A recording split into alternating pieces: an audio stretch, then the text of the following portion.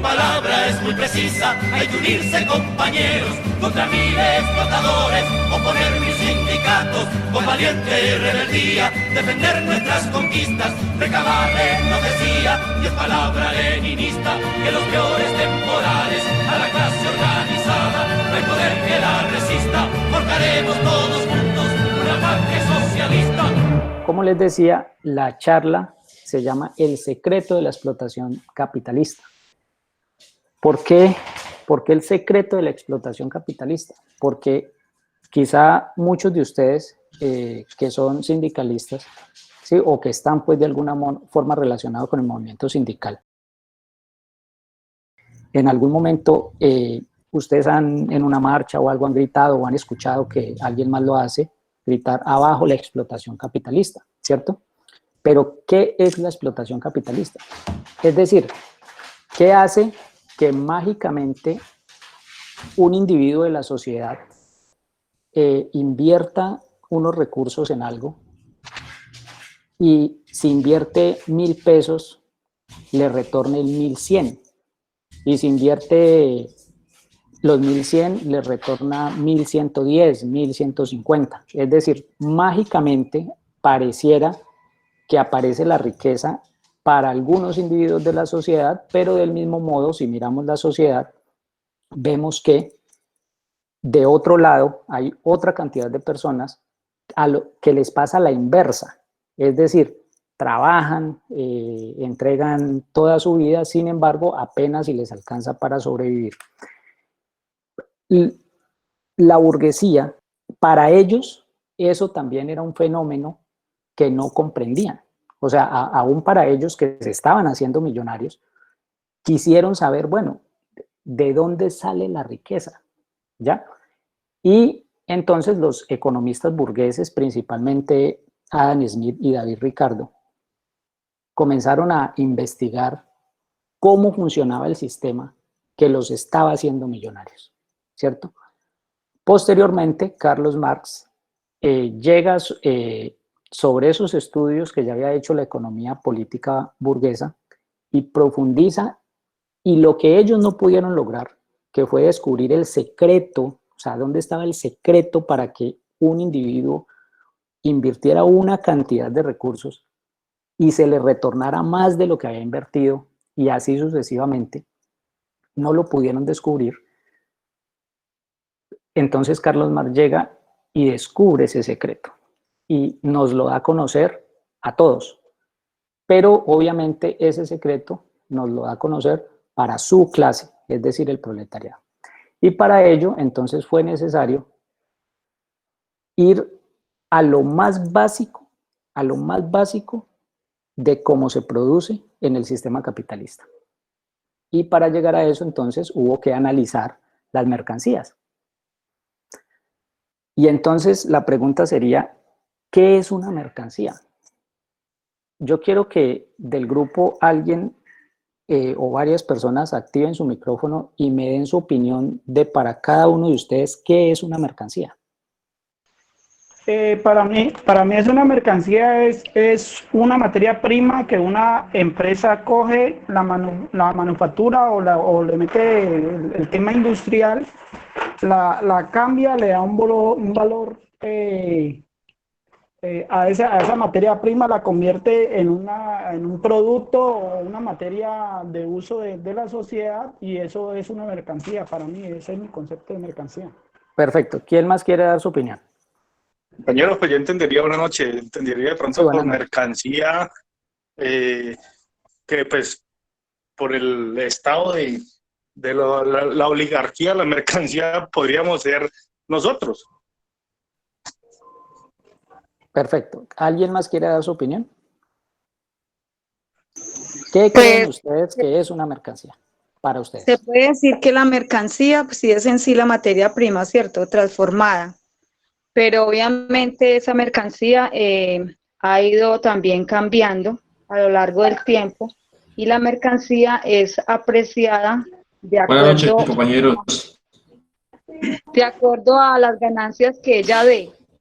Es por eso que hoy la materia prima, lo material es muy despreciado, porque dicen que los seres humanos convirtieron en mercancía porque una mercancía, un cuaderno, una maleta X da cierta ganancia, pero un ser humano lo pueden vender muchas veces. Entonces, por eso los niños, las mujeres, hasta los mismos hombres se convierten en ese mercado negro de la mercancía de hoy, del siglo Sí, XX. buenas noches. Sí, buenas Buenas noches. noches. Bueno, entonces, buenas noches, Alexander Salinas. Sí, bueno, Para mí, compañeros, una mercancía es un bien que se puede comercial, un bien o objeto que se puede comercial. perfecto. ¿Alguien más? Aló, buenas noches. Sí, buenas noches. No, Buenas noches. mercancía, pues ya teniendo un poquito de recorrido, es un objeto sobre el cual se le imprime un trabajo para destinarse a la circulación al mercado. Entonces se le imprime un valor de uso y a la vez un valor de cambio. Perfecto. ¿Alguien más? Bueno, Sí, buenas noches. sí, buenas noches. Bueno, ¿me escuchan?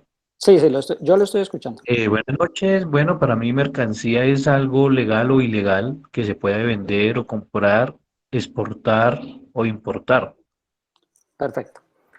Gracias. Entonces, todos las personas que han participado y seguramente los que no tienen, igual tenemos una idea de lo que es una mercancía. Entonces, básicamente, si resumimos lo que todos los compañeros han dicho, pues diríamos que una mercancía es todo aquello que se puede comprar y se puede vender, ¿ya? Es decir, si yo tengo una piedra, si yo tengo una roca, esa roca no es una mercancía, pero si yo esa roca la transformo en un baldosín, por decir algo, convierto esa piedra en una mercancía, ¿ya? ¿Por qué? Porque lo que decía uno de los compañeros, le doy un valor, ¿sí? Que se puede utilizar en la sociedad.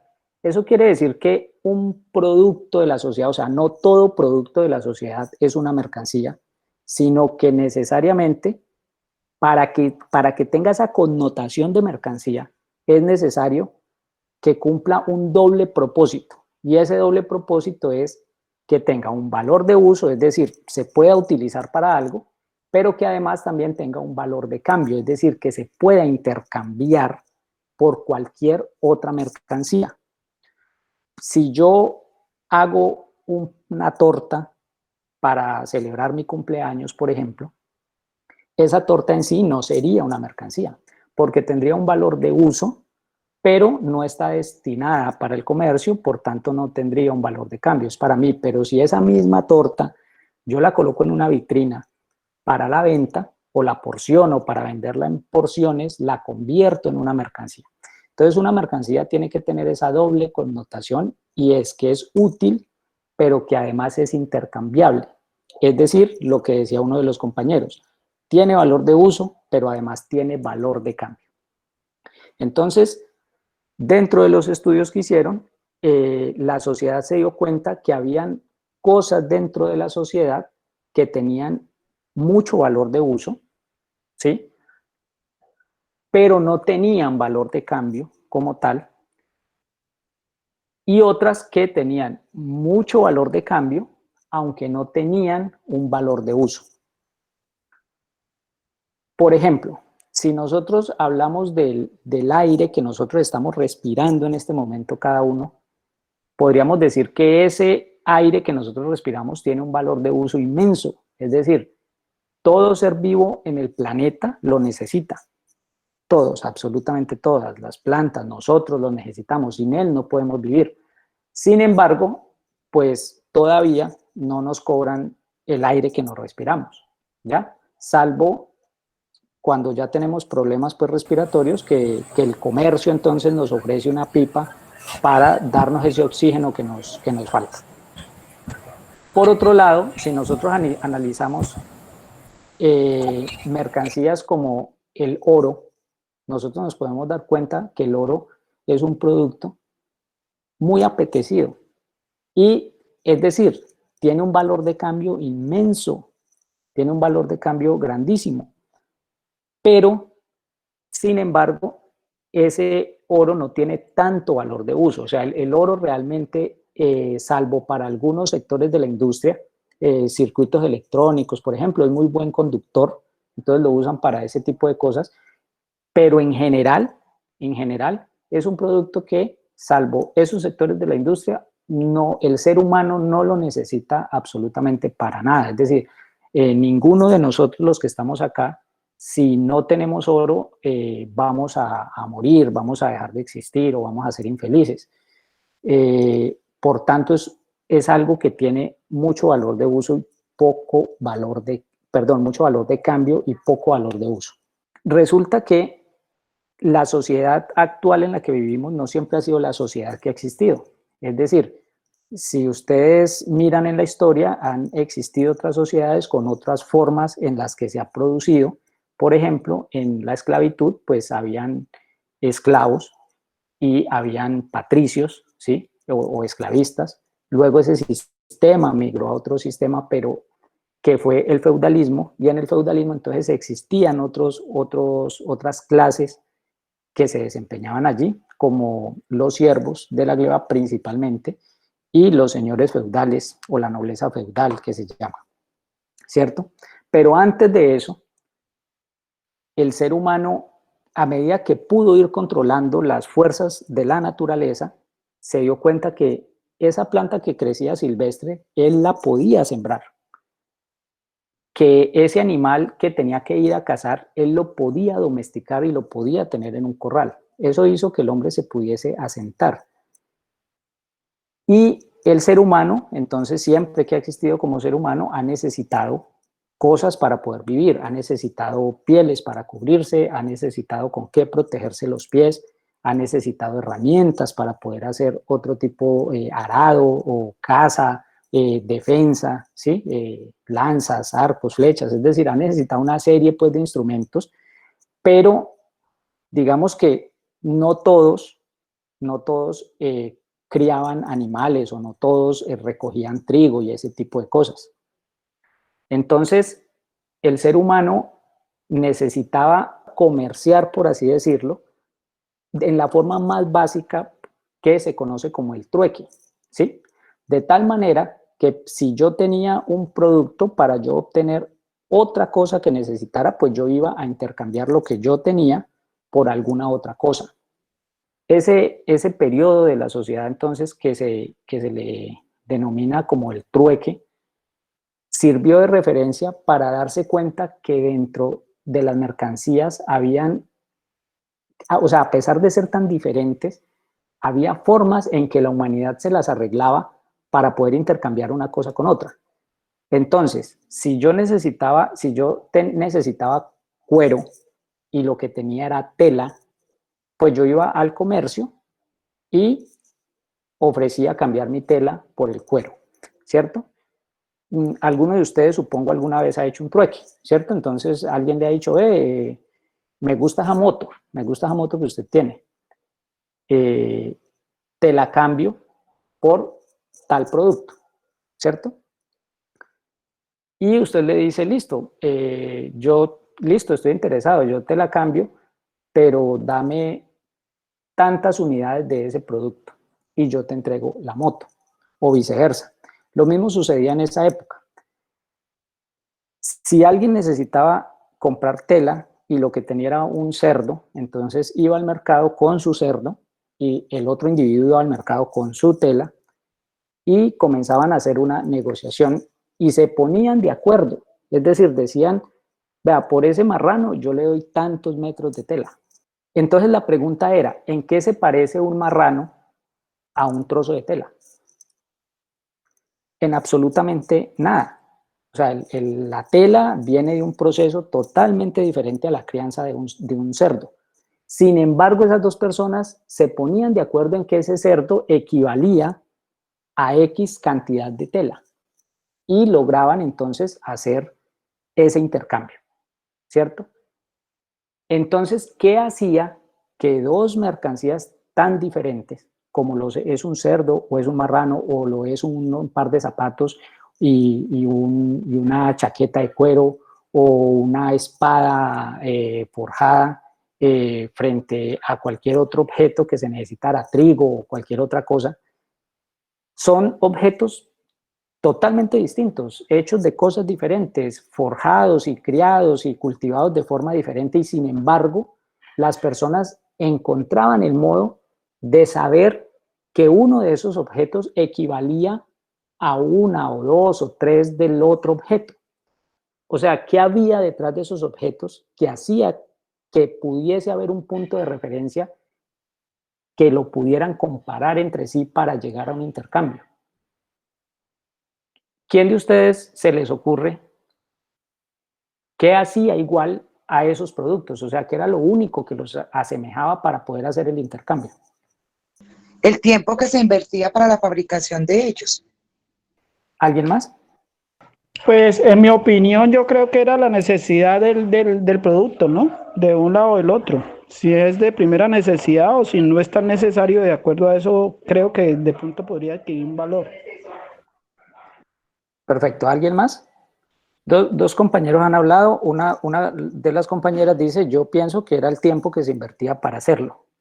Y la otra persona decía, yo pienso que era la necesidad. Supóngase que... Perdón, usted... compañero, buenas noches.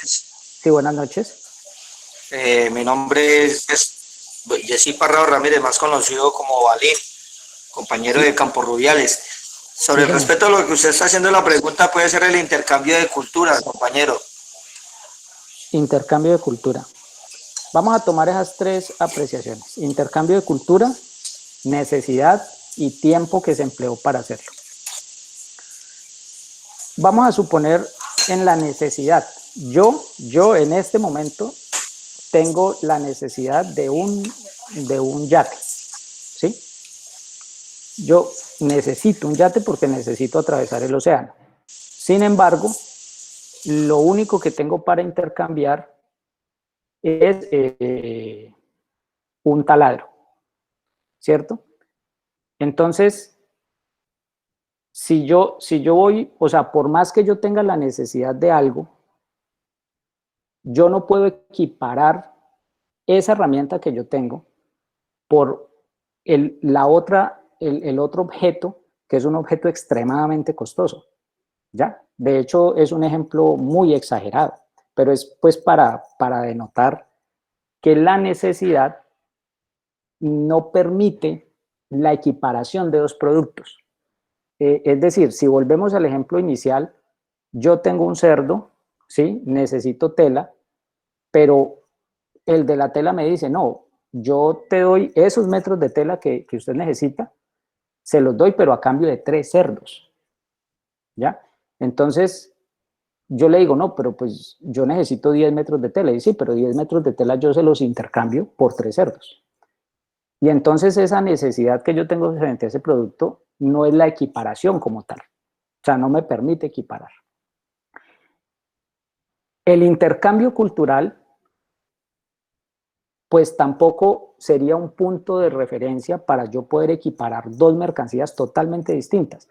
Es decir, de hecho hubo guerras por mercancías tan exóticas como las especias, ¿sí? Que solo, y de hecho en parte el descubrimiento de América se le debe a esa necesidad de Occidente de adquirir especias, y cuya única ruta para traerlas estaba cerrada porque no les permitían el paso a través del Mediterráneo, ¿cierto? Entonces, las especias originariamente siempre se han cultivado en Oriente, o sea, la India y esos lugares. Entonces, allí podría haber un intercambio cultural, es decir, Europa llegaron las especias y gustaron, y más que gustaron, se convirtieron en una necesidad porque era la forma de preservar alimentos, ¿cierto? Bueno, no existía pues nevera ni nada de eso. Entonces, una forma de preservar alimentos era con las especias. Pero ese intercambio cultural no me permitía a mí determinar que una cantidad de especias o un tipo de especias era intercambiable por una cantidad de cualquier otro objeto. Ahora bien, la compañera dijo tiempo que se invirtió. Esa acción de invertirle tiempo, por ejemplo, a la fabricación de una mesa de madera, ¿cómo se llama? Trabajo. Trabajo. Entonces, si traducimos lo que la compañera dijo, tiempo que se invirtió, yo podría decir, la compañera se está refiriendo al trabajo, ¿cierto? Es decir, ese trabajo, como dice la compañera, es lo único que es similar en todas las mercancías que existieron y que existen actualmente en el mercado. Toda mercancía, por diferente que sea, o sea, para llegar a que sea mercancía, hubo que invertir trabajo en ella. Yo les decía, yo tengo una piedra y una piedra como tal no es una mercancía. O sea, ¿quién me va a comprar una piedra? Sí, pero si yo esa piedra la arreglo para que no sea una piedra, sino un baldosín, convierto esa piedra en una mercancía y le imprimo, o sea, con imprimirle trabajo a esa roca. De hecho, en las canteras, eso es lo que hace, ¿sí? Coger roca de la montaña y hacerla que sirva para algo. Y entonces se convierte en una mercancía. Y para hacer que una materia prima bruta se convierta en una mercancía, necesariamente yo le imprimo trabajo. A cualquier mercancía, si ustedes piensen en cualquier mercancía en la que se imaginen y van a ver que lo único que tiene en común con cualquier otra mercancía es el trabajo, es decir, el tiempo que se le invirtió para convertirla en esa mercancía. Y ese trabajo humano, entonces, a medida que ha pasado el tiempo, se ha ido modernizando, ¿sí? Se ha ido llevando y pasó de los pequeños talleres, pasó a las grandes fábricas que conocemos hoy día, ¿sí? ¿Eso qué significa? Significa que la mercancía como tal tiene una forma simple del valor y esa forma simple entonces es la capacidad de ser intercambiada por otras mercancías. Además existe entonces, la forma simple del valor es la utilidad que tiene la mercancía como tal. La forma general entonces del valor de esas mercancías entonces es la capacidad que tienen de ser intercambiadas, pero el ser humano, a medida que pasó el tiempo, se dio cuenta que habían mercancías que servían para equipararse unas con otras, o sea, que servían como puntos de referencia para cualquier otra mercancía, ¿sí? Una de esas mercancías es precisamente el oro, ¿sí? Entonces, el oro, la plata, en algunos sitios el lino, la sal, fueron mercancías que por su valor permitían ser punto de referencia para intercambiar por cualquier mercancía que usted se imaginara. Y eso entonces era ya un avance grandísimo, porque si usted lo que tiene son cerdos para intercambiar, usted ya no necesitaba llevarse, o usted más vale necesitaba comprar cerdos, pues usted sencillamente se iba con unos gramos de oro y buscaba quién tenía los cerdos y llegaban a un acuerdo de que esos cerdos costaban X cantidad de gramos de oro. Y lo mismo podía hacer con la tela, y lo mismo podía hacer con el trigo, y lo mismo podía hacer con cualquier otra cosa que usted necesitara. Lo mismo la plata, ¿sí? De hecho, la plata se utilizó antes que el oro para ese intercambio de mercancías. Ese gran avance que tuvo la sociedad entonces le permitió simplificar ese trueque, simplificar ese intercambio, porque ya usted no tenía que irse con las mercancías como tal, sino que usted perfectamente podía tener una mercancía cuyo valor le permitía tener un punto de referencia universal para intercambiar por cualquier otra mercancía. Esa entonces es la forma del dinero del valor. Como ustedes se pueden dar cuenta, hemos hablado entonces de que toda mercancía tiene un doble propósito y se equipara, o sea, lo que tienen en común todas es que son fruto del trabajo humano. Y esto es una cosa que yo quiero que ustedes, si están tomando apuntes, entonces lo subrayen, y es que el valor de una mercancía no es igual, es totalmente diferente al precio de una mercancía. Entonces, si decimos que una mercancía es fruto del trabajo humano y que además entonces ese trabajo que usted le coloca a las mercancías le imprime un valor, decía la compañera, es el tiempo que yo gasto para producir esa mercancía. Y yo le digo, casi.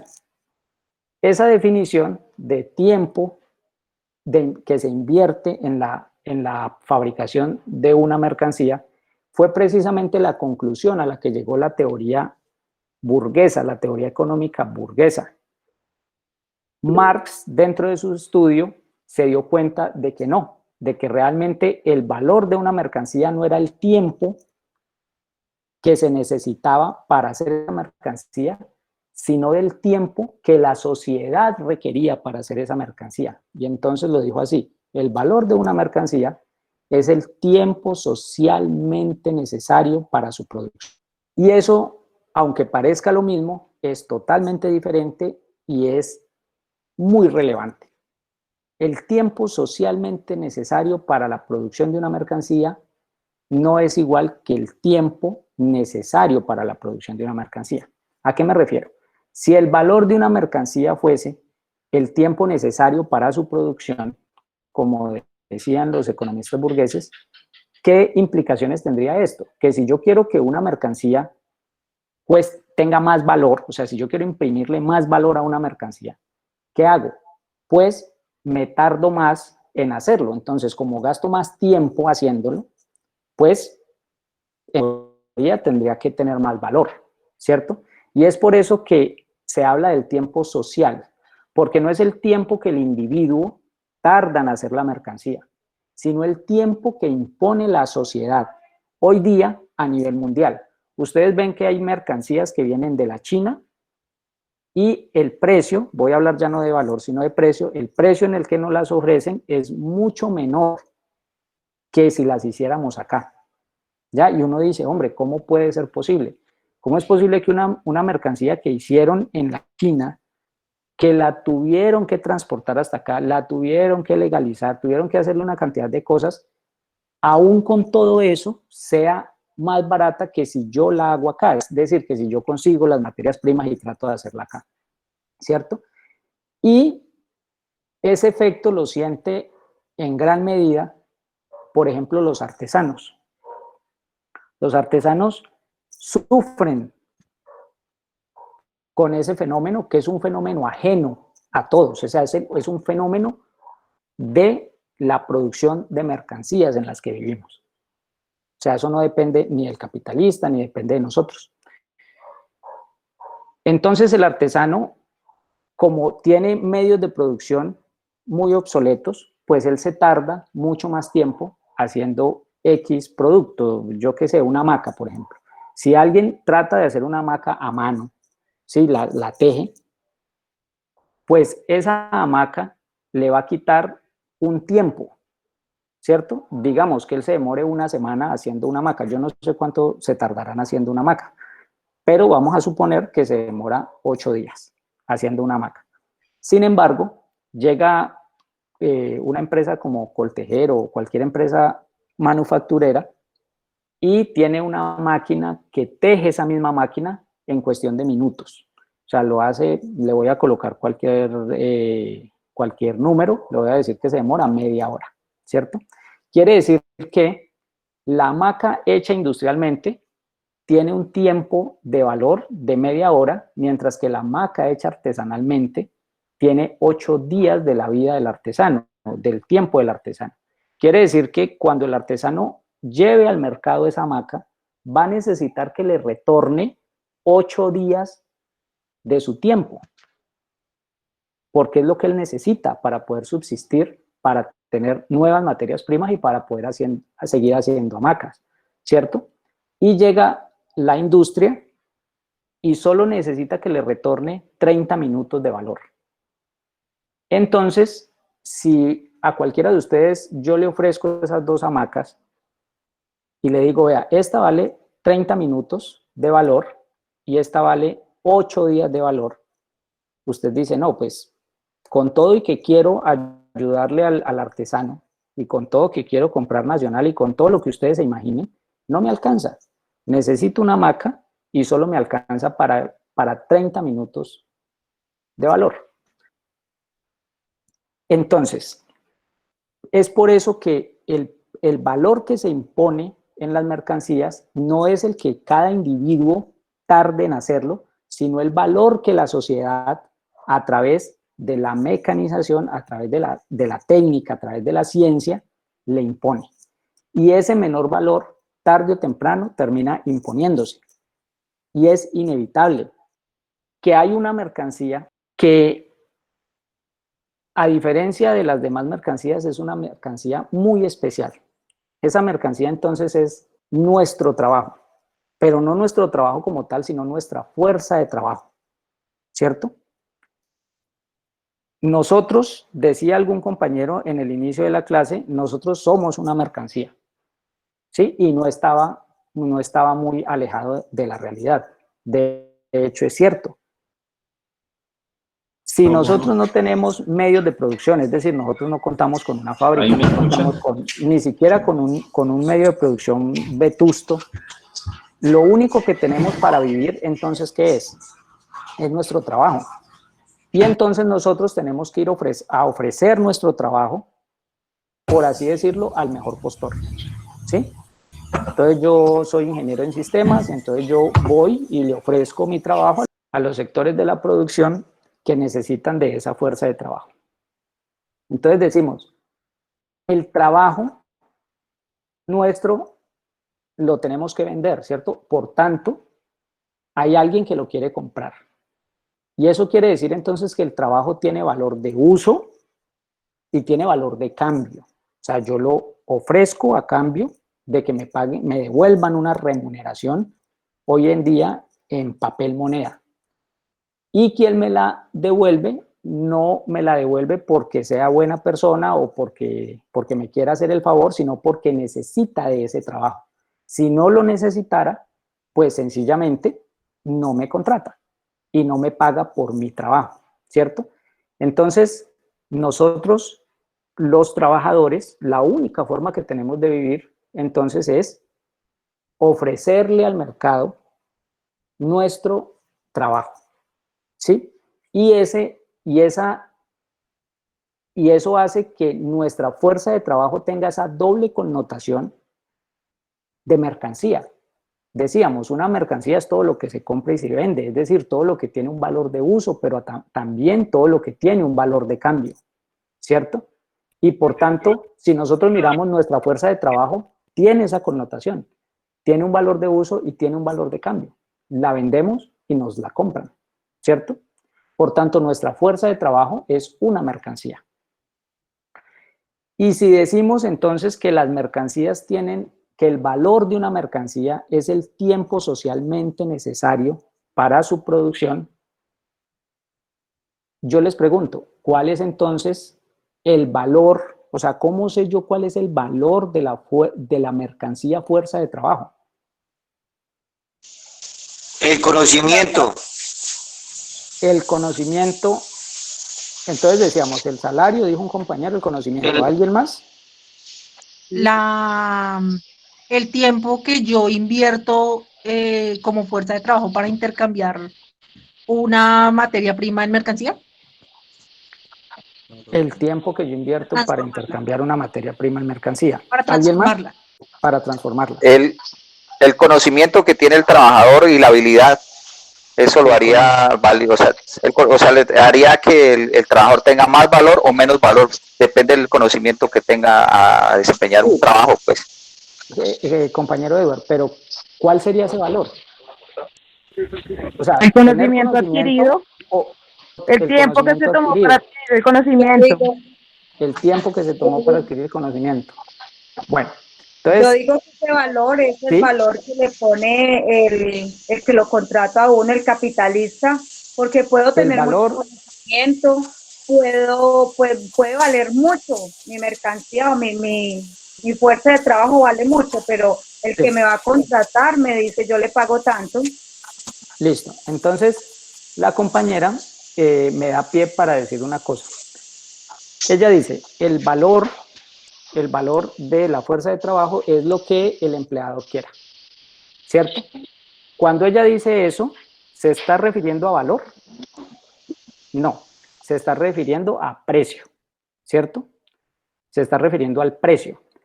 Entonces me da pie para decirles, toda mercancía tiene un valor. Decimos que ese valor, y es algo pues que no lo digo yo, sino que lo dice la economía política, y lo dice la economía política marxista puntualmente, dice, el valor de una mercancía es el tiempo socialmente necesario para producir esa mercancía, ¿cierto? O sea, el tiempo que yo invierto, que la sociedad invierte, el menor tiempo que la sociedad invierte produciendo una mercancía, ese es su valor, ¿cierto? Ese valor no cambia. El valor de una mercancía se produce en el momento en que se crea la mercancía, ¿ya? Lo que sí puede cambiar es el precio, pero todavía no estamos hablando de precio. Entonces, lo que dice la compañera es lo que diga el empleador, ese sería el precio. O sea, el precio sería, desde el concepto de ella, lo que diga el empleador que vale. Pero el valor es el valor. O sea, el valor no lo puede modificar el empleador, el valor no lo puedo modificar yo, el valor no lo puede modificar nadie porque el valor es el tiempo socialmente necesario para producir la mercancía, ¿cierto? En el caso de la fuerza de trabajo, entonces, aplicamos exactamente la misma norma. Si decimos que la fuerza de trabajo es una mercancía, es decir, que tiene valor de uso y tiene valor de cambio, entonces decimos que es el tiempo socialmente necesario para producir esa mercancía, ¿cierto? En el caso de la fuerza de trabajo, decimos entonces que el valor de la fuerza de trabajo es el tiempo socialmente necesario para mantener y reproducir la fuerza de trabajo. ¿Qué significa esto? Que un trabajador necesita techo, un trabajador necesita comida, pero un trabajador no es un mueble, es una mercancía especial, porque es una mercancía que está viva, es una mercancía que no solo es un objeto, como alguna vez la humanidad llegó a creerlo en el esclavismo. Recuerden que se consideraba que el esclavo era una mercancía parlante, ¿cierto? Pero hoy día nosotros sabemos que eso no es así, o sea, que la esclavitud no tiene por qué existir y que una persona que estaba en esa condición de esclavo era tan ser humano como el que creía que no lo era. Por tanto, hoy día la mercancía fuerza de trabajo reviste un valor importantísimo porque solo la tiene la persona humana, es decir, solo nosotros tenemos esa mercancía de la fuerza de trabajo. Y entonces les decía, nosotros necesitamos techo, necesitamos vivir, necesitamos comer, pero además, como somos seres humanos, necesitamos cosas que las demás mercancías no necesitan. Nosotros necesitamos no aburrirnos, entonces necesitamos distraernos, necesitamos todo eso. Pero además la sociedad necesita, como yo me desgasto, como la mercancía de trabajo es fuerza de trabajo es finita y se desgasta en el tiempo, o sea, llega un punto en el que yo ya no puedo producir más.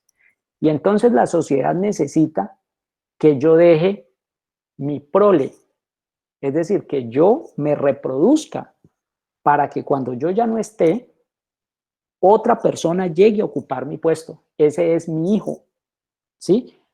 Pero ese hijo tiene una mamá.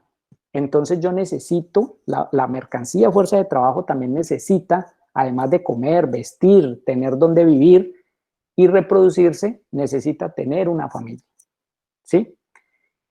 Entonces el valor de la fuerza de trabajo será la suma de todos esos bienes que yo les acabo de mencionar que necesito para poder mantenerme y reproducir la fuerza de trabajo para el futuro.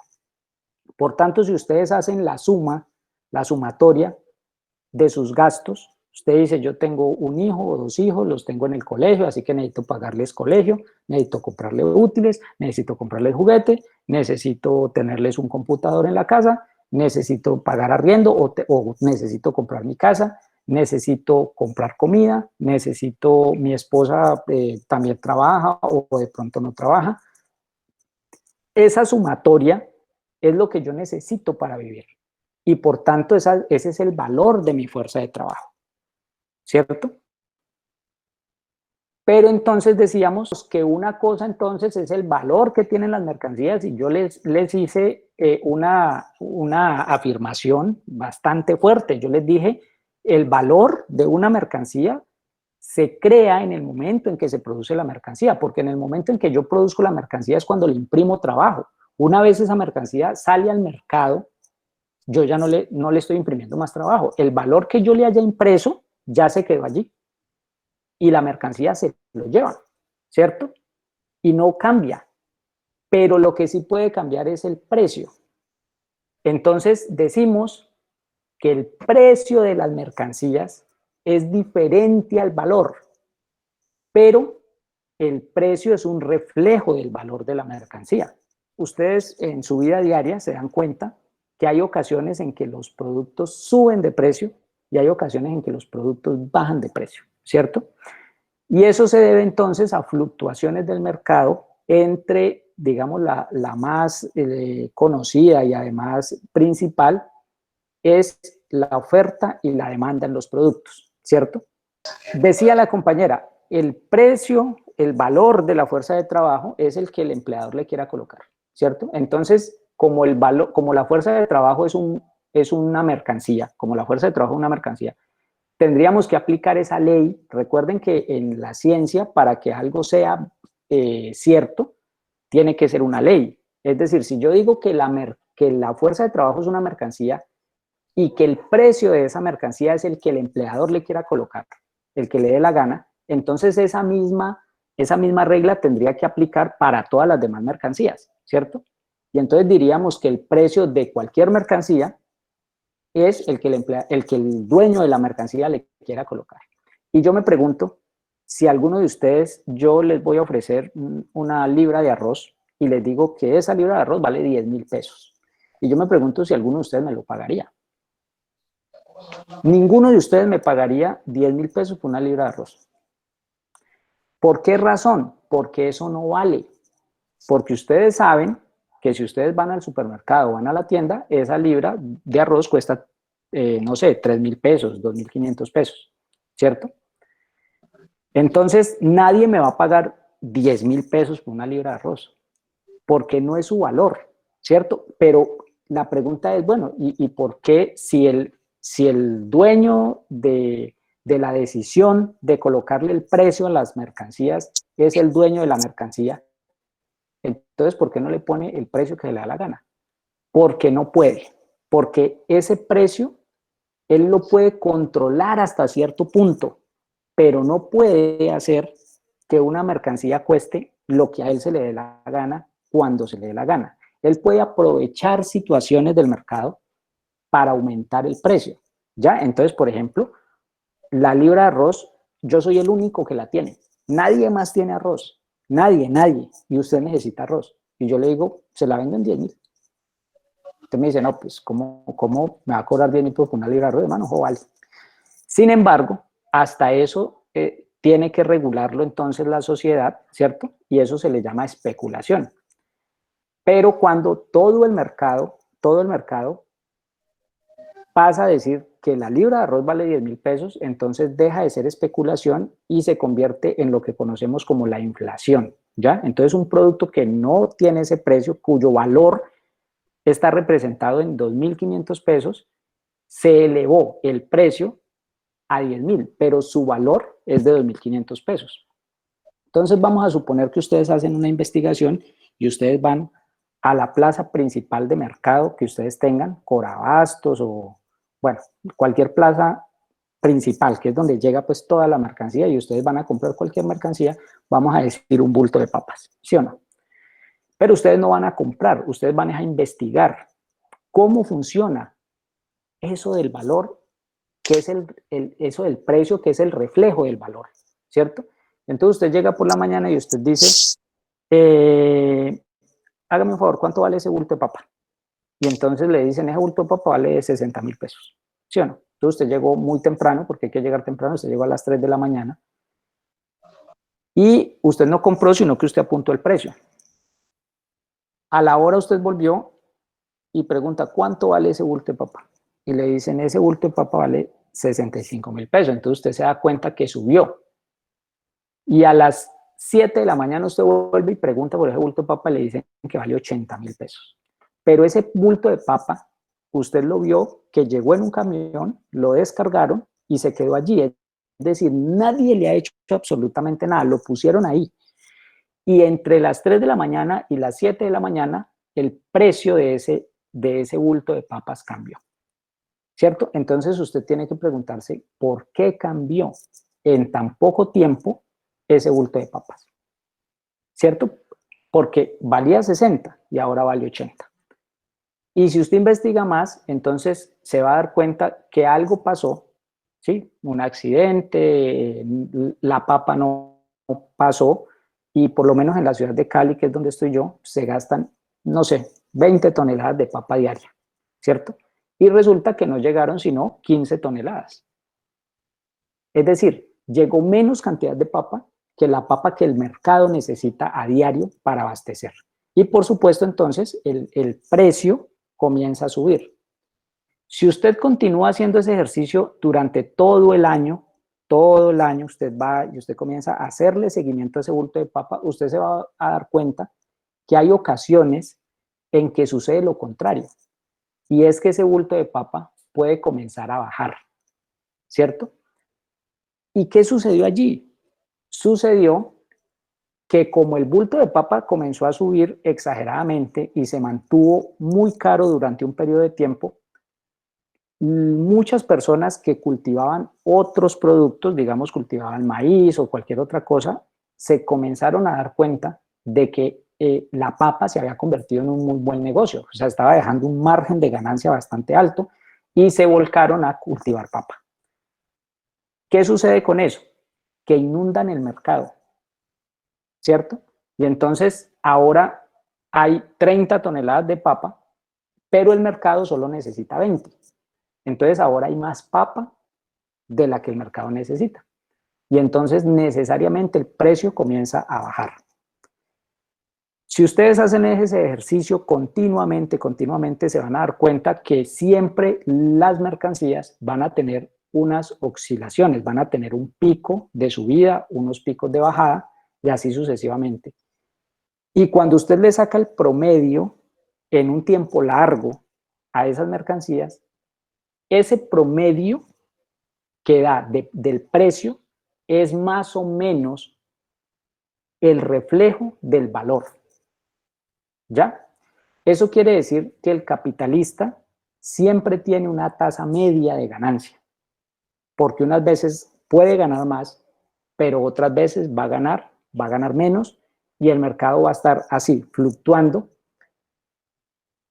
Y entonces ese promedio que se da a lo largo del tiempo se va a mantener. Ustedes pueden hacer la prueba con cualquier producto, con un celular, con lo que sea. Ustedes van a ver que más o menos los celulares de gama baja tienen en el tiempo unos precios, ¿sí? Los de gama media tienen otros y los de gama alta tienen otros, y más o menos se mantienen, aunque fluctúan, a veces bajan, a veces pueden subir un poco, pero en el tiempo ellos mantienen un precio medio. Ese precio medio entonces es más o menos el valor de la mercancía. Por tanto, el valor de la mercancía fuerza de trabajo no lo da el empleador. O sea, el empleador, el valor de la fuerza de trabajo, el empleador no es el que dice esa fuerza de trabajo no vale sino tanto, porque es imposible. Es decir, si usted necesita 1,5 millones de pesos para vivir, para pasar el mes, para poder pagar los servicios públicos, por más que el empleador le diga a usted que le paga 800, usted necesita 1,5 millones. Y necesariamente usted podrá trabajar por 800, ¿cierto? Porque si no tiene más, pues tiene que hacerlo, pero de alguna manera tiene que rebuscarse esos otros 700.000 pesos que le hacen falta. Y es allí donde interviene la familia, ¿cierto? La técnica, la tecnificación ha hecho que los trabajos sean mucho menos difíciles, o sea, sean más asequibles a toda la humanidad. Y entonces ha involucrado también no solo al trabajador, sino a la familia obrera. Y por más que los burgueses se rasguen las vestiduras, que porque hay que el trabajo infantil y yo no sé cuántas cosas, ellos mismos obligan con sus políticas a que muchos niños tengan que trabajar, ¿ya? Pero si no nos salimos de la normatividad, hace rato obligaron también a que la mujer tuviese que desplazarse a la fábrica a moler igual que el hombre, porque definitivamente el precio que ofrecen por esa mercancía, fuerza de trabajo, no compensa el valor de esa mercancía, fuerza de trabajo. Y hay que compensarlo de algún modo. Entonces usted necesita una de dos, o cambiar sus hábitos. Entonces, si usted vivía en un estrato 3, se tiene que ir a vivir a un estrato 1. Si usted compraba un panal de huevos, ahora tiene que comprar medio. O sea, usted tiene que comenzar a pasar necesidades ya que no deberían, en un mundo de hijuemil mercancías, no tendrían por qué suceder, pero suceden. O bien, usted necesita hacerse a ese resto de dinero que le falta en el precio para completar su valor. Y entonces allí su esposa tiene que salir al trabajo. Dos, usted tiene que trabajar horas extras, usted tiene que tener 2 trabajos, etcétera, etcétera. Pero de alguna manera se requiere que usted complete el valor, porque por más que, repito, el burgués le diga, usted para mí no vale sino 800.000 pesos. Si lo que usted se gasta es 1,5 millones, ese es su valor de la fuerza de trabajo, ese es el valor. Y por supuesto, ese valor se puede sacar en un promedio. ¿Ya? El DANE siempre saca unos indicadores de cuánto cuesta la canasta básica familiar. Entonces ellos dicen, una familia promedio necesita para vivir dignamente tanto, ¿cierto? Eso quiere decir que lo que nosotros recibimos como remuneración a cambio de esa mercancía, fuerza de trabajo, está por debajo de lo que ellos mismos saben que necesitamos para poder mantener y reproducir esa fuerza de trabajo. Y ellos lo saben. O sea, unas instituciones sacan los indicadores y dicen, una familia necesita 2 millones de pesos o 1.800.000 para vivir dignamente, dicen ellos, ¿cierto? Y ustedes ven que el salario mínimo está en menos de 900.000 pesos, 870 y algo. Lo cual quiere decir que el precio no se corresponde con el valor. Y ellos mismos lo saben. Bueno, la pregunta que hace el compañero Carlos Pérez me parece muy, muy buena.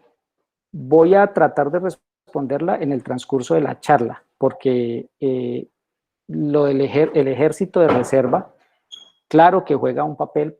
Bueno, se la voy a contestar de una vez. Yo les hablaba de la oferta y la demanda, ¿cierto? Yo les hablaba de la oferta y la demanda.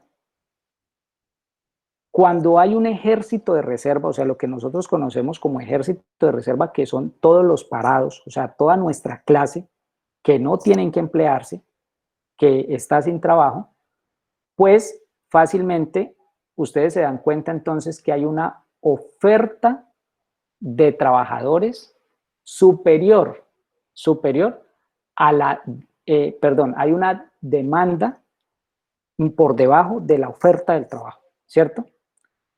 Y eso hace entonces que los capitalistas, los burgueses en este caso, puedan jugar con eso. Y eso se da en un ejemplo en el argot popular muy frecuente, y es las palabritas, si no le gusta, ahí está la puerta, afuera hay 10 como usted esperando a que le dé el trabajo, ¿cierto?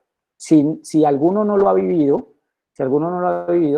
seguramente sabe de alguien que le ha tocado vivirlo y le ha tocado agachar la cabeza y aceptar esas condiciones. Entonces, ese papel, ese ejército de reserva, por eso es que el sindicalismo tiene que luchar entonces contra el desempleo. ¿Por qué? ¿Qué ha sucedido en algunos sectores de la producción cuando han tenido que... ejército de reserva, me preguntan acá, es todas las personas que están desempleadas, es decir, que el sistema capitalista deja sin empleo, o sea, tira a la calle y ya no hay más trabajo, y entonces se queda sin trabajo.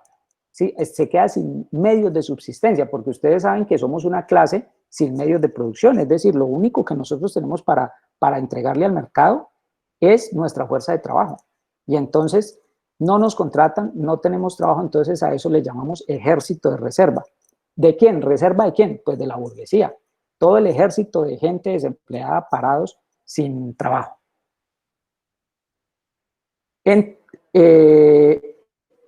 A ver, el compañero Carlos Pérez también pregunta, ¿la tasa de ganancia de la burguesía se ha mantenido en los últimos años?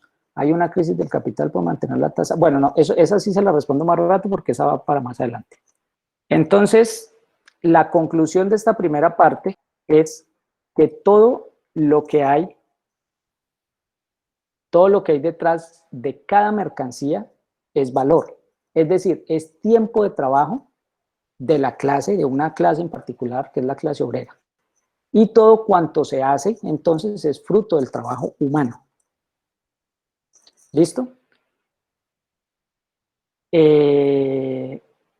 Vamos entonces a empezar con la segunda parte. El compañero Ray, pues, está un poco preocupado porque la explicación que estoy dando es a través de las mercancías. Y pues yo sé que hay personas conectadas allí que no trabajan en una fábrica como tal, es decir, que están en el gremio de la vigilancia y otros sectores, no sé, la banca, el Estado, ¿cierto? Y entonces seguramente dicen, bueno, listo, eso aplicará para las personas que están en una fábrica, pero yo, o sea, ¿cómo aplico? Yo le pediría al compañero Rey que tenga paciencia, que yo voy avanzando en el tema y voy solucionando ese tipo de dudas. ¿Listo? Vamos a empezar con la segunda parte de la charla, que es la plusvalía, ¿cierto? Entonces, ¿por qué explico todo lo anterior desde la mercancía? Porque, como les decía, para poder entender cómo funciona este capitalismo, o sea, para poder saber, como les decía, aún los mismos burgueses decían, bueno, yo coloco 100 pesos y me devuelven 110 y como mágicamente, es decir, ¿de dónde salen esos 110 pesos si yo solo invertí 10 pesos? Para poder entender eso, entonces, como les decía, había que irse a lo más básico, que eran las mercancías. Y por eso toda la explicación hasta el momento es con las mercancías, es decir, no había otra forma de explicarlo, no podría dar ejemplos en otros sectores de la producción porque no hemos llegado a los sectores de la producción. Pero ahorita vamos a iniciar entonces ya con la plusvalía, ¿ya? La plusvalía entonces es lo que denominó Marx a una parte del trabajo nuestro que se lo adueñaban los capitalistas. ¿Listo? Marx tenía una frase que decía que la desvalorización del mundo humano crece en relación directa de la valoración del mundo de las cosas. Es decir, en el sistema capitalista, mientras más crece la valoración de las cosas, más se devalúa la persona humana, ¿cierto? Y aquí vamos a empezar a ver el tema crucial, que es ¿de dónde sale esa ganancia? Entonces, si nosotros vemos, un capitalista invierte, o sea, tiene un dinero que adquirió de alguna forma, un préstamo, ya lo obtenía de su familia, o sea, nació en cuna de oro y ya tenía un capital, aún sin hablar y sin caminar, ya contaba con un capital suficiente, o bien lo ahorró con fruto de su trabajo, ahorró, pero ustedes saben, dentro de nosotros hay a haber compañeros que son muy ahorradores, es decir, que no se gastan sino lo necesario y mantienen sus ahorritos, y pueden darse cuenta que por más que usted ahorre, usted jamás con ese ahorro le va a permitir convertirse en un gran capitalista. Y eso es porque en el capitalismo la única forma de adquirir grandes cantidades de capital es adueñándome del trabajo de los demás. No hay otra manera de hacerlo. Y ese capitalista entonces, así como coloca ese capital a circular en una fábrica, también lo coloca a circular en el sector de los servicios o en el sector financiero, ¿sí? Es decir, cada capitalista entonces, algo así como por azar, queda en un sector de la producción, bien sea porque su familia es el tema que conoce, bien sea porque eso fue lo que él aprendió, ¿cierto? Trabajó en una, por ejemplo, una persona pagó, era militar, ¿sí? Entonces sabe de las cuestiones de seguridad y todo, entonces no va a ir a colocar una fábrica de chicles. Es decir, esa persona lo más seguro es que sale del gremio militar y va a colocar una empresa de escoltas, ¿sí? Sin importar el sector financiero lo mismo, o sea, mi papá era gerente toda la vida del banco X y yo estudié para eso y entonces nosotros colocamos fue una cuestión financiera, préstamos, etcétera. Es decir, por azar, por todas las cosas que nos rodean, vamos quedando en sectores de la producción, así como los trabajadores también de cierta manera vamos quedando en diferentes sectores, porque nos gustó la arquitectura, porque nos gustó la ingeniería, porque no pudimos hacer una carrera universitaria y nos salió trabajo, fue en una tapicería y aprendimos a hacer eso, etcétera, etcétera. Es decir, de un lado la clase burguesa y del otro lado nosotros. Entonces, sin importar la rama de la producción, bien sea en una empresa de seguridad, bien sea en una entidad financiera, bien sea el Estado mismo, o bien sea en una fábrica, el capitalista coloca su capital a circular, y aunque él no lo divide, o sea, él no es consciente de lo que yo les voy a decir, en la realidad, él hace dos cosas. Él toma su capital y una parte de ese capital lo va a invertir en algo que la economía política llamó capital variable, y la otra parte la invierte en algo que la economía política llamó capital. Aquí está mal la diapositiva, me acabo de dar cuenta.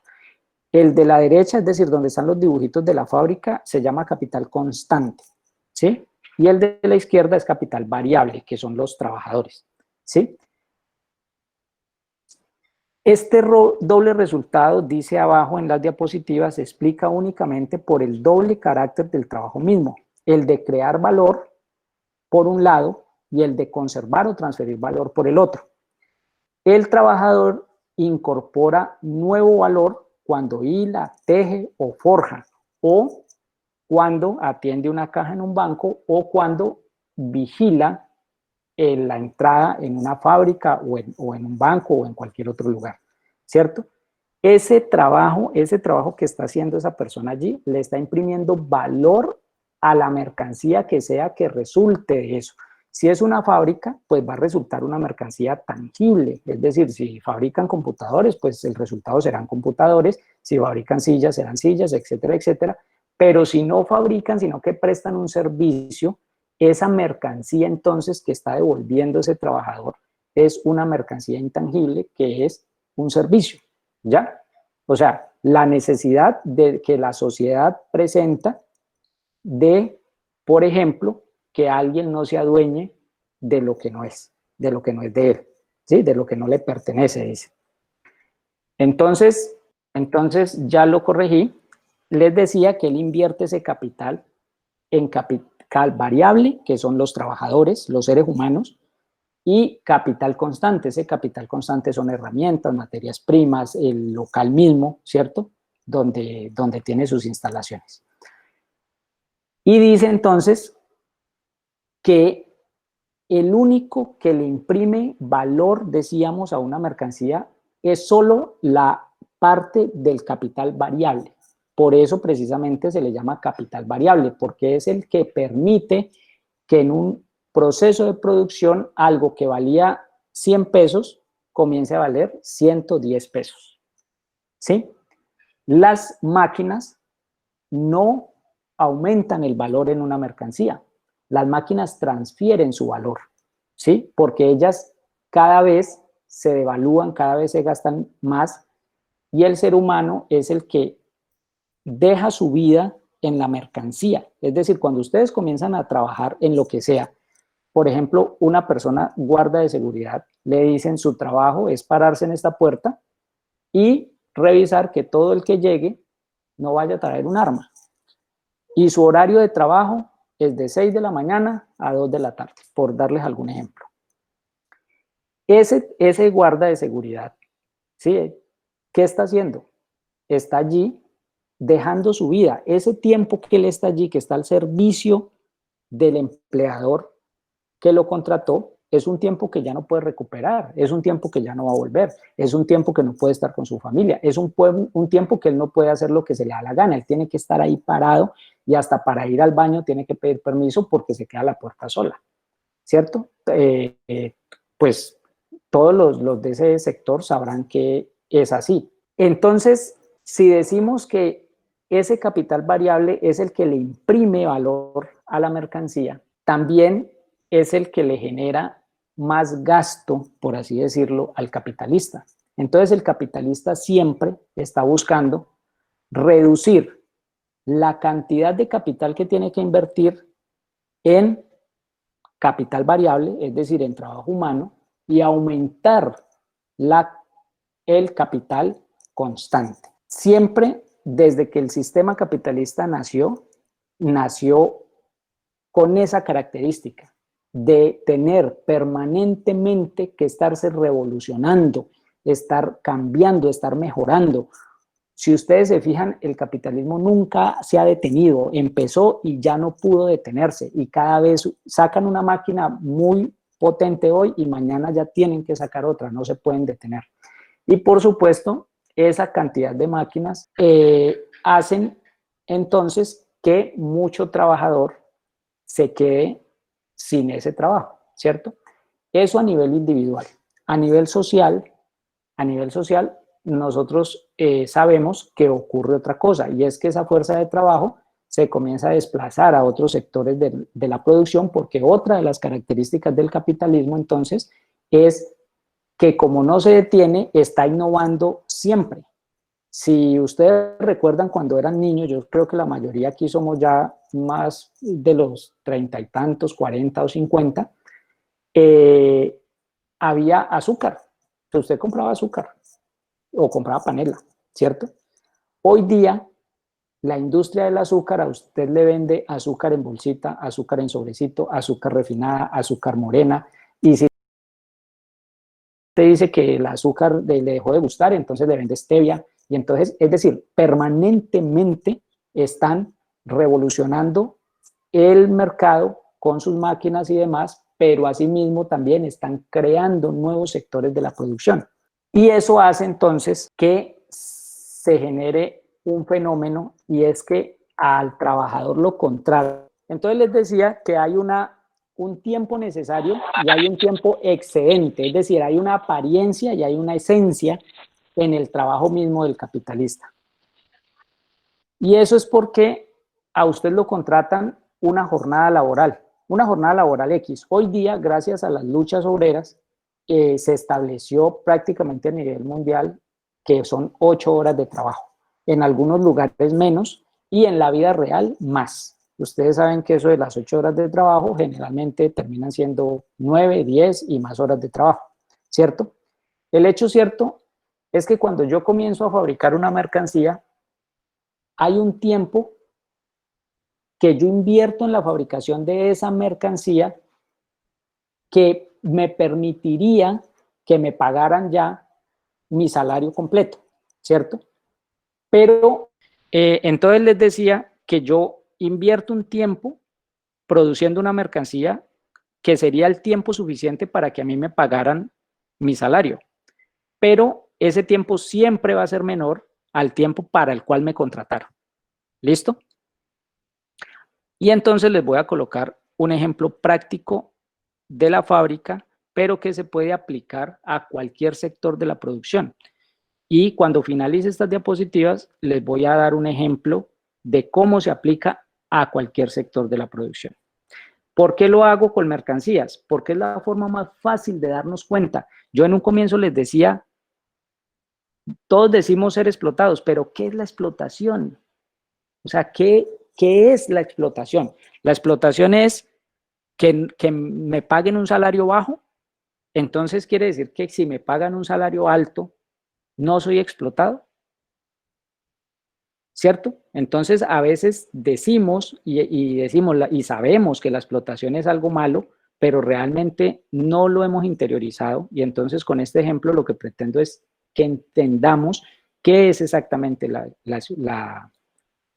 explotación. Entonces decíamos que el capitalista invierte el 100% del capital que quiere invertir en una parte capital variable y en otra parte con capital constante. Entonces les decía, les preguntaba si ya entendíamos cuando se les habla de capital variable, ya entendíamos qué es, y cuando se les habla de capital constante ya sabemos qué es, ¿cierto?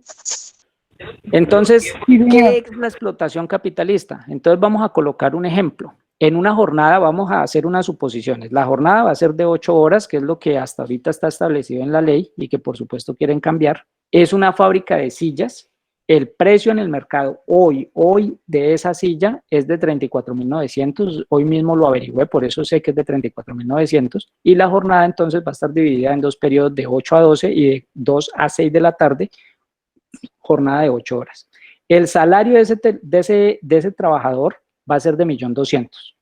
Eso quiere decir que diariamente se gana 40.000 pesos, ¿cierto? Y la máquina que el capitalista, esta que ustedes ven acá, esa máquina que el capitalista compró, rinde una silla por hora. O sea, el trabajador cada hora produce una silla, ¿cierto?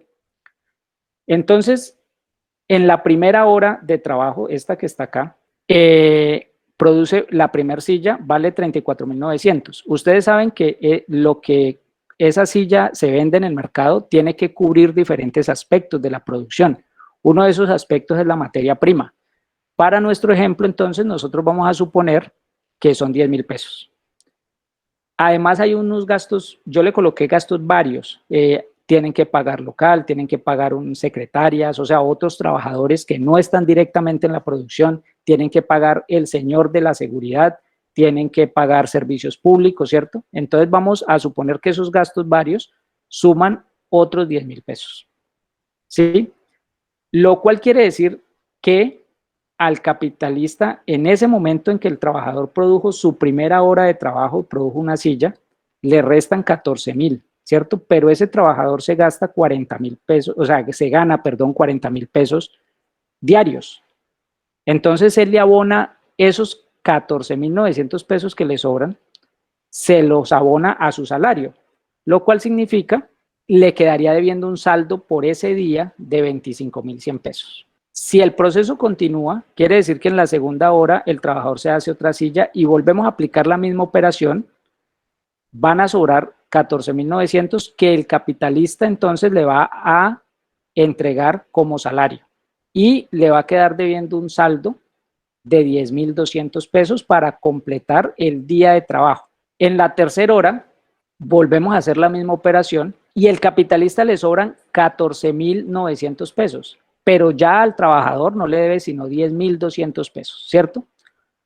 ¿Eso qué significa, compañeros? Significa que ese trabajador, con menos de 3 horas de su trabajo, ya hizo lo de su salario. O sea, ya hizo los 40.000 pesos. A la tercera hora ya le entregó 4.700 pesos al dueño del medio de producción, al capitalista, sin que hiciera absolutamente nada. O sea, el capitalista colocó su dinero a rodar y no hizo nada más. Y el trabajador, que fue el que hizo el trabajo, para la tercera hora ya le había dado a ganar 4.700 pesos. A partir entonces de menos de esa tercera hora, se produce lo que se llama el excedente, que es el del cual se adueña el capitalista. Eso quiere decir que en la cuarta hora, el capitalista entonces ya le pagó todo el día al trabajador. Pero ¿será que el trabajador se puede ir? Les pregunto. No, porque son 8 horas, ¿no? Exactamente.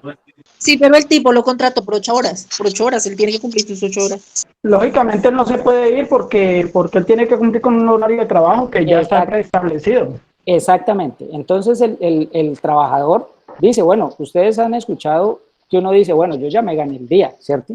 Yo ya me gané el día, pero lo dice jocosamente porque realmente no se puede ir. O sea, a mí me contrataron y me están pagando 40.000 pesos es por 8 horas de trabajo.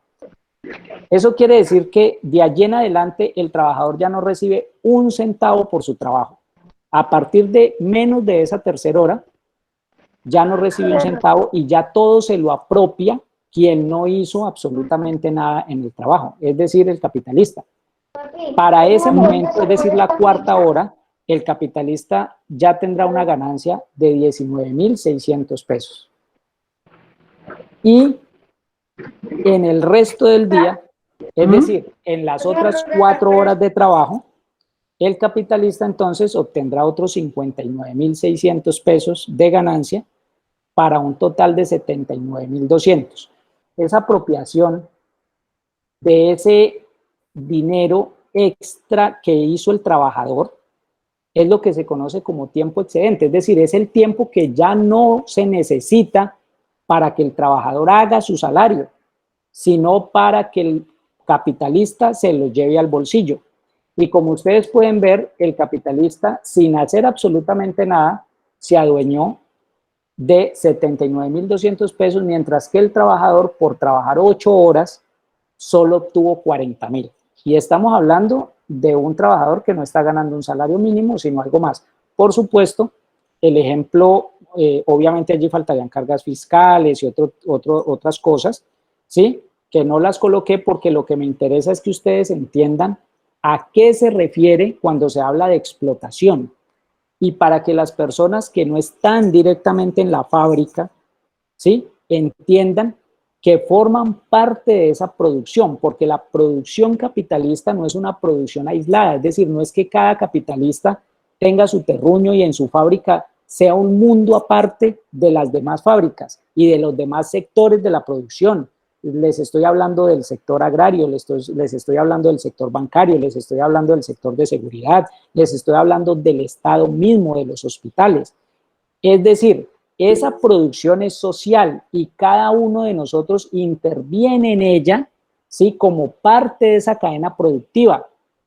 Entonces, el señor de la seguridad no está como tal en la máquina, como está el obrero en la máquina, pero él forma parte de esa cadena de producción porque él es que este señor que está en la máquina pueda estar en la máquina. ¿Sí me hago entender? Lo mismo que el contador garantiza que el capitalista pueda llevar sus cuentas y le pueda pagar el salario y cumplir con todo lo reglamentario. Es decir, es un conjunto de la sociedad fabricando, en este caso, sillas. Entonces, por eso yo le coloqué aquí gastos varios y le coloqué un valor cualquiera. Entonces, a eso nos referimos cuando hablamos de explotación, ¿cierto? Pero además, hay modo, ustedes saben primero pues que una máquina no produce una silla por hora, es decir, las máquinas producen cantidades de mercancías por segundos, ¿cierto? Sin embargo, es simplemente el ejemplo. Pero además, el capitalista tiene modos de aumentar esa plusvalía y siempre está en búsqueda constante de aumentar esa plusvalía, ¿ya? ¿Por qué razón? Porque, como les decía, el obrero es el único que le imprime valor a la mercancía, es decir, la máquina solo le transfiere valor. Si me refiero a qué? Me refiero a que, ¿qué materia prima necesito? Les pregunto, ¿qué materia prima necesito para producir una mercancía que es una tabla de madera de 1 pulgada por 4 pulgadas por 3 metros de largo? ¿Cuál es la materia prima? Un árbol. Un árbol, ¿cierto? Esa es la materia prima. Pero si yo tomo esa tabla y la compro en 30.000 pesos y me la llevo a mi taller porque necesito hacer un banco, ¿cuál será la materia prima para ese banco? El trabajo aportado. La materia prima, compañero. La tabla. La tabla, ¿cierto? Entonces, esa tabla en un momento fue mercancía y al otro momento fue materia prima, ¿sí? Cuando fue mercancía, la materia prima era el árbol, y cuando se volvió ya mercancía la tabla, se volvió materia prima de una banca, ¿cierto? Y esa tabla llegó y ya trae un valor. Entonces yo estoy diciendo que ese valor en precio equivale a 30.000 pesos. Entonces, cuando yo hago el banco ¿cuánto va a costar? Va a costar los 30.000 pesos que costó la banca, más el tiempo socialmente necesario que yo invertí para convertir una tabla, materia prima, en un banco que es una mercancía. ¿Me entienden? Sí, señor, muy bien, claro. Listo. Entonces, el capitalista no produce sillas o no produce banca solito. O sea, la producción capitalista, recuerden que es una producción totalmente anárquica, o sea, es una producción donde el capitalista solo puede controlar dentro de su fábrica o dentro de su lugar de trabajo. Por ejemplo, las personas en un banco, cada banco tiene sus políticas, es decir, ellos controlan dentro del banco, pero ellos no pueden controlar los demás bancos, ¿cierto? El sector de la vigilancia puede controlar entonces su sitio donde a qué horas entran, a qué horas sale, cómo se ponen el uniforme, todo, pero ellos no pueden controlar las demás empresas de seguridad, porque cada empresa entonces tiene su modo de funcionar, ¿cierto? Y esa competencia entre ellos hace entonces que necesiten cada vez más que este capital variable sea menos y que este capital constante sea más. ¿Por qué razón? Porque necesitan producir más, ¿cierto? Pero al tiempo que hacen eso, como el único que le imprime valor a la mercancía es el capital constante, entonces lo que hacen es que se produzca un efecto que se llama la tendencia a la baja en la cuota de ganancia, ¿cierto? Y allí es donde el capitalista tiene que inventarse modos para cada vez obtener más plusvalía, es decir, cada vez hacer que el trabajador trabaje más. Y esa plusvalía entonces se divide en dos. Una es la plusvalía absoluta. Entonces, ¿qué es la plusvalía absoluta? La plusvalía absoluta es la obtenida mediante la prolongación de la jornada laboral, ¿sí? Es decir, un obrero que tiene que trabajar 8 horas, lo obligan a trabajar 10 horas. Pagas o no, así le paguen esas 2 horas como extras, o peor aún si no se las pagan, lo que están haciendo es que le impriman durante más tiempo valor a lo que hace. Entonces, en el caso de las sillas, si él usaba 5 horas y un pedacito para entregarle al capitalista, si le trabaja 2 horas más, quiere decir que le está entregando 14.900 pesos más en cada silla, y como son 2 sillas, entonces serían como casi 30.000 pesos más, lo que haría que en 2 horas más el capitalista ya no gane 79.200, sino que gane 100 y pico mil, ¿cierto? Bueno, 100.000, como 100.000 pesos, ¿cierto?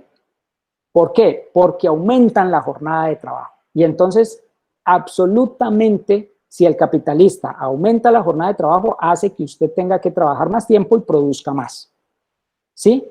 Pero hay otro modo que es un poco más velado, pero que es mortal para el obrero, y se conoce como plusvalía relativa. La plusvalía relativa surge a consecuencia de disminuir el tiempo de trabajo necesario y de aumentar correspondientemente el tiempo de trabajo adicional como resultado del crecimiento de la productividad del trabajo. La obtención de plusvalía relativa constituye uno de los métodos para aumentar el grado de explotación de los trabajadores. Entonces vamos a suponer entonces que este trabajador que hacía una silla, le cambiaron la máquina o la mejoraron, y esa máquina comienza a hacer 2 sillas por hora, ¿sí? 2 sillas, ya no una. ¿Qué va a suceder? Si el trabajador le colocaba la materia prima a la máquina a un ritmo, se va a ver obligado por la velocidad de la máquina, se va a ver obligado a hacerlo mucho más rápido, ¿cierto? Y por supuesto, el obrero, cuando usted tiene que hacer las cosas más rápidas, usted gasta más energía y usted termina más cansado, pero a usted le siguen pagando los mismos 40.000 por el día, aunque produjo el doble. lo cual quiere decir que ya no se va a demorar ni siquiera 3 horas para hacer su salario, sino que se va a demorar mucho menos tiempo, es decir, 1 hora y media a lo sumo, y ya habría pagado su salario, ¿sí? Y todo lo demás, es decir, ya no 5 horas y un pedacito, sino prácticamente 6 horas y media se las estaría entregando al burgués, al patrón, al capitalista o como ustedes gusten llamarle. ¿Listo? Entonces, el capitalista siempre entonces va a estar buscando cómo disminuir el tiempo necesario y aumentar el tiempo excedente. Es decir, él siempre trata de hacer esto. Que usted ya su salario no se lo saque en 2 horas o en 3 horas, sino que se lo saque en 2 o se lo saque en 1 hora o en media hora, o hay sectores de la producción inclusive que en segundos sacan el valor el tiempo necesario, y todo lo demás es tiempo excedente.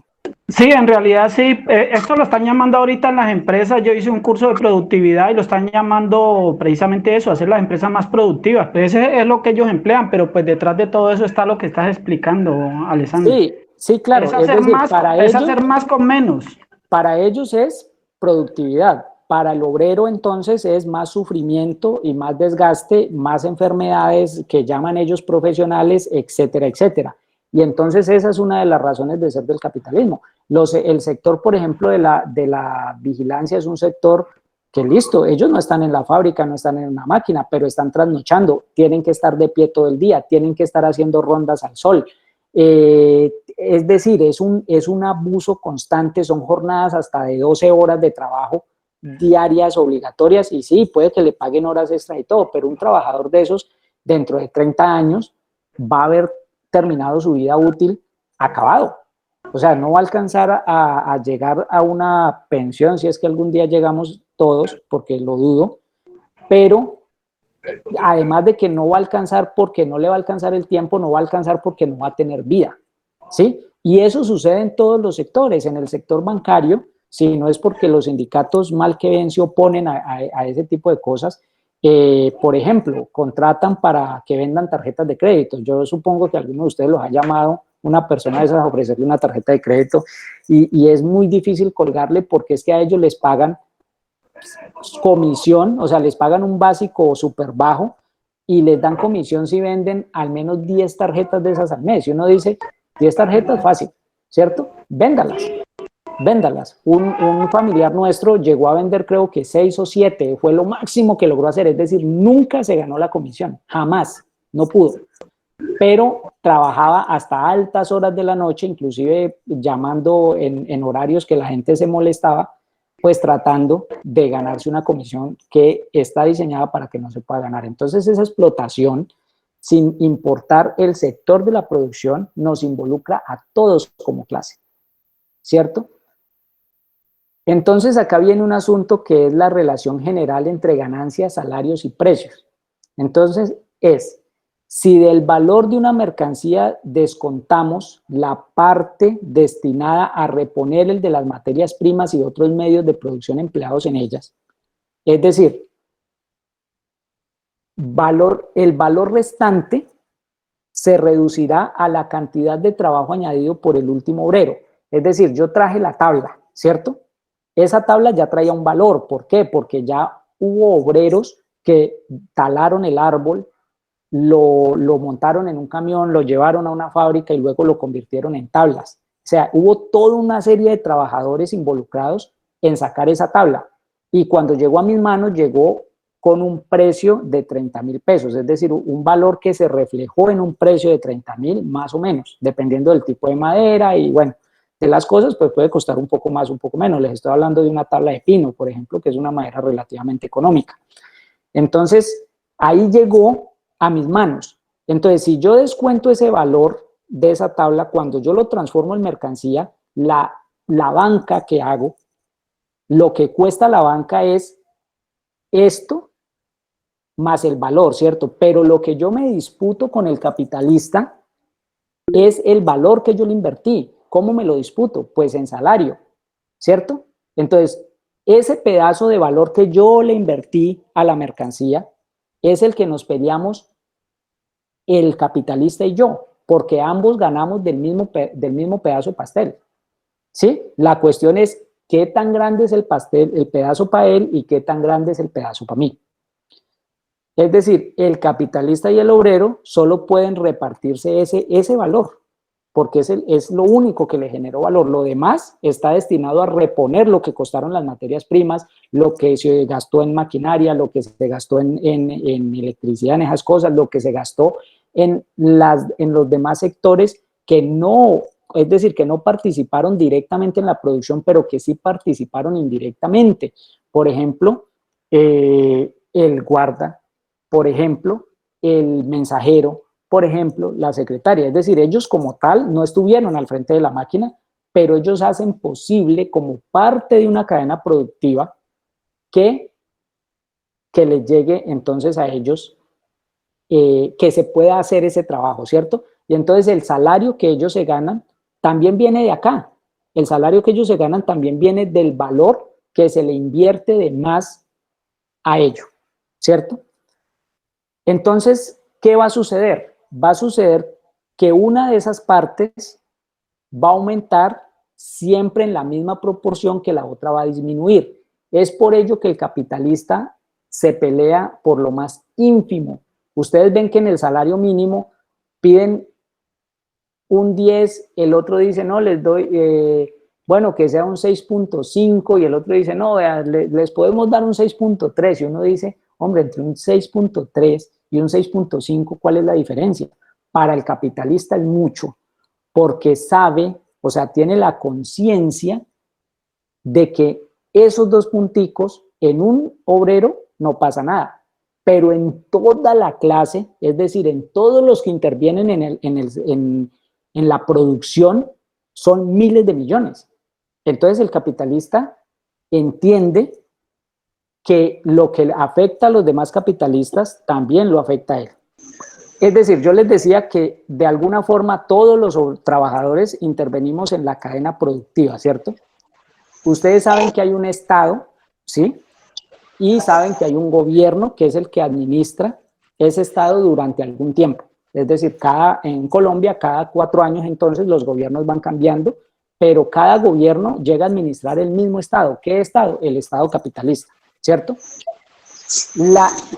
El capitalismo como tal crea una cantidad de situaciones, o sea, crea desempleo, el desempleo crea inseguridad, es decir, entonces crea los ladrones, crea una cantidad de problemas sociales que si el capitalista los dejara sin control, se volvería la sociedad una anarquía, porque no habría quien controlara, ¿cierto?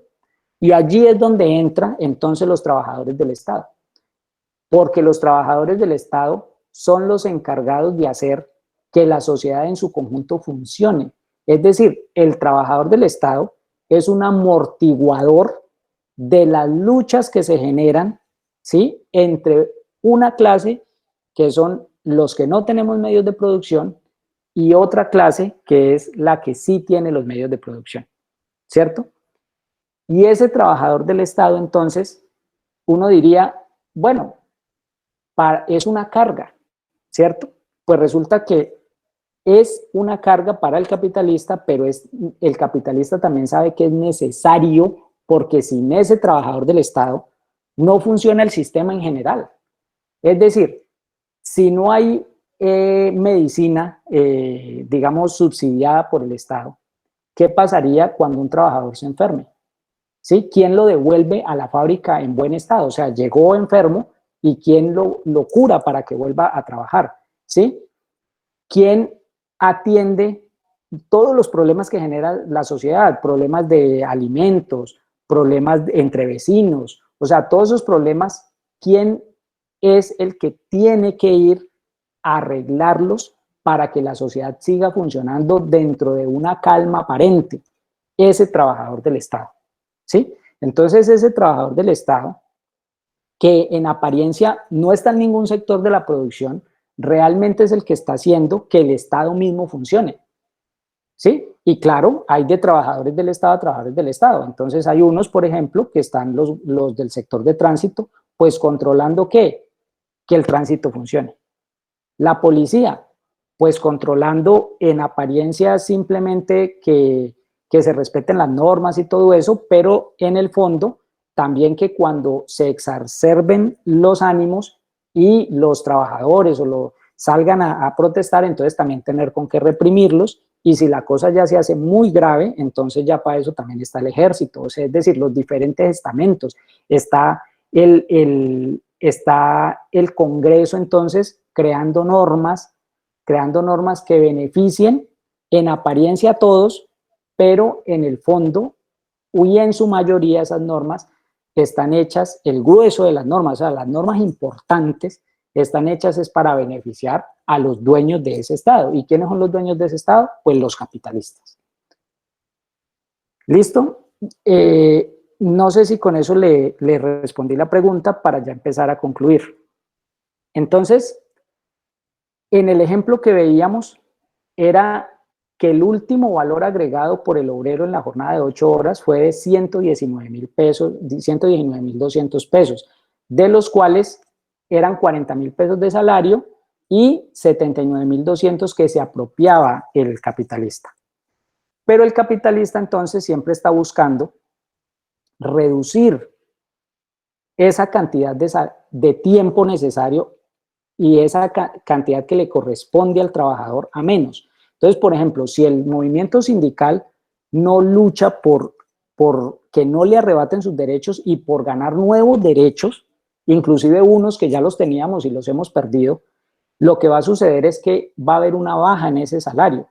Y cada baja que se tenga, entonces lo que va a hacer es engrosar el bolsillo del capitalista. Es decir, si el obrero se ganaba 40,000 y permite, por no estar organizado, que le paguen apenas 30,000, entonces eso significa que en el tiempo necesario se va a ganar 30,000 en el día, ¿sí? En el día de trabajo, y lo demás que produjo va a ser para el capitalista, o sea que él va a engrosar su bolsillo y va a pasar a ganar ya 89,200 pesos. Y entonces el capitalista siempre va a estar en procura de que esa línea se vaya, el obrero debería estar en procura de aumentar entonces que esa línea se vaya hasta el otro lado. ¿Hasta dónde se puede ir esa línea? Pues hasta el 100%. ¿Sí? En el sistema capitalista, por supuesto, eso nunca va a suceder. ¿Sí? Pero digamos que si usted le invirtió un 100% de valor a una mercancía, pues ¿cuál podría llegar a ser su aspiración? Pues ser dueño de ese 100%, porque es que usted fue el que se lo invirtió. Pero el capitalista siempre está haciendo lo contrario. Está tratando de reducir entonces ese tiempo a cero, y allí estaríamos hablando de trabajo esclavo, ¿sí? Es decir, de no pagarle nada al trabajador. Y si el capitalista puede no pagarle nada al trabajador, pues no le paga nada. Así de sencillo. ¿Esa parte es clara? Entonces, el tiempo excedente es el que produce la ganancia a lo que llamamos plusvalía. El precio de la fuerza de trabajo reviste la apariencia del precio del valor. Es decir, por eso es que a uno en apariencia, uno dice, a mí me están pagando mi trabajo, es que a mí me pagan por mi trabajo. Pues no, realmente a usted le están pagando es un salario, porque el trabajo en su conjunto se lo dividen el parásito burgués y usted. Entonces, aunque se paga apenas una parte del trabajo del obrero, aparece como si todo el trabajo fuera retribuido. Y entonces esa es la base de la lucha de resistencia de los sindicatos. Ahora uno dice, bueno, si lo que le imprime si lo que le imprime valor a una mercancía es el capital variable, ¿por qué los burgueses siempre están pensando en disminuir ese capital? Es sencillo, porque como les decía, los burgueses no están solos en el mundo. Los burgueses compiten entre ellos por adueñarse de porciones del mercado. Si yo tengo una empresa de vigilancia, por ejemplo, pues yo voy a tratar de llegarle a mi cliente ofreciéndole más servicios, pero además ofreciéndoselos a un mejor precio. ¿Sí? Entonces, si yo, por ejemplo, le digo, vea, lo que pasa es que yo le puedo colocar 10 guardas de seguridad, ¿cierto? o le puedo colocar solo 3 y montamos cámaras de vigilancia.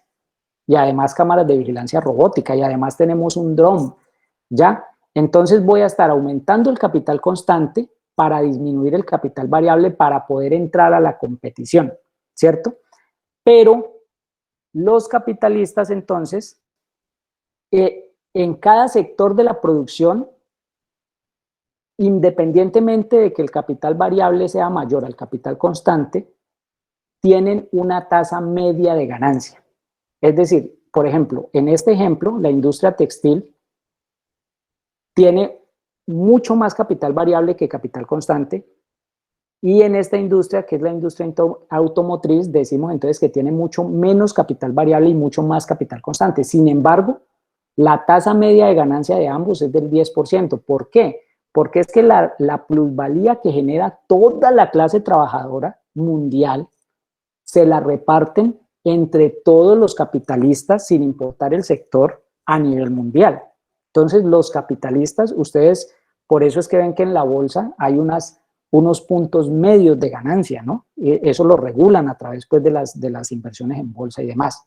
Entonces la tasa media de ganancia no se le apropia directamente el capitalista de la rama de la producción específica, sino que se produce y se reparte socialmente entre toda la clase capitalista. Trae como consecuencia, la tasa media de ganancia es fundamental para la clase capitalista, pues a medida que la ganancia tiende a equipararse a una ganancia media, los capitalistas como clase tienen un interés en que la ganancia media aumente, ¿ya? Ellos siempre van a estar buscando que esa ganancia media cada vez sea más alta porque ganan más, ¿cierto? Entonces, por lo tanto, siempre van a estar respaldando normas, medidas que tienden a aumentar la tasa media de ganancia, y como esta está directamente relacionada con la explotación de los trabajadores, entonces defienden todo lo que tiende a precarizar el trabajo, no solo en su propia rama, pues entienden que al tener una tasa media ganan todos o pierden todos,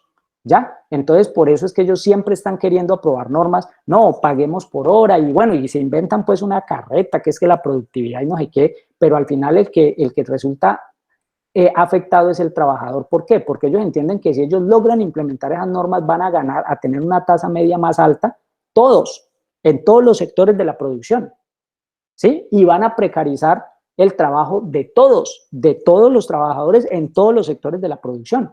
Por eso es que son dos clases y no somos clases aisladas.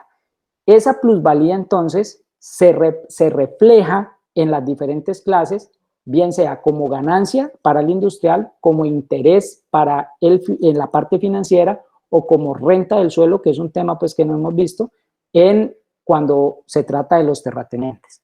Y esa relación entonces, ese salario crea una relación económica, es decir, el salario es una relación social de producción. Y ahí es donde es muy importante que ustedes entiendan que el obrero es fundamental, y cuando digo obrero me refiero al trabajador como tal, al trabajador del Estado, al trabajador de la vigilancia, al trabajador de la fábrica, al trabajador. El trabajador es fundamental porque es el que produce, es el que le imprime valor a la mercancía. Si no hay trabajo humano, el valor disminuye. Por eso es que las mercancías constantemente bajan y bajan y bajan de precio, y por eso los capitalistas tienen que expandir y expandir y expandir los mercados y vender más para poder hacer que esa tasa media de ganancia se mantenga. De manera que si nosotros eliminamos al burgués de la producción, ¿qué pasa? Compañeros, ¿qué pasa si eliminamos al burgués de la producción? Nada. Nada. La producción continúa porque es que el que produce es el obrero. A la inversa, nosotros eliminamos al obrero de la producción, allí sí, entonces se detiene todo. La fábrica se para, todo se para, el comercio se para, porque los productos que salen de las fábricas van para el comercio. Los demás sectores se detienen. El sector de la vigilancia, es decir, si no hay quien les pague, ni en el comercio, ni en la industria, pues no les quedaría sino el sector financiero, y hasta el sector financiero se vería afectado. ¿Sí me hago entender? ¿Por qué? Porque nosotros los trabajadores somos los que determinamos la producción. Es decir, imagínense la importancia que nosotros tenemos. Nada más y nada menos que somos tan fundamentales que sin nosotros en esa ecuación de producir no hay producción. Es tan sencillo como eso. El burgués vaya a ver cómo maneja toda la fábrica el burgués. Compañero, ¿Sí? una acotación ahí. Sí. Decía Marx que los ricos no generan riqueza, los ricos se quedan con la riqueza. Sí, Por señor. eso son ricos. Si generaran riqueza se llamarían trabajadores, lo decía Marx. Sí, exactamente. Entonces, compañeros, yo con esto ya termino. Por supuesto, el tema continúa. Como les decía, siguen pues más cosas, pero ya estamos sobre el tiempo. Yo me pasé un poquito, pero les pido entiendan que también empezamos un poquito más tarde, pues dando la esperita mientras se canta el himno de la Internacional y todo. Pero yo quería que estos temas quedaran muy claros. Primero, lo que es la explotación. O sea, la explotación no es que me paguen un salario, que porque me pagan un salario bajito. No, si yo gano menos de lo que necesito, del valor de la mercancía, que es mi fuerza de trabajo, no estoy siendo explotado, estoy siendo súper explotado. Eso se le llama súper explotación.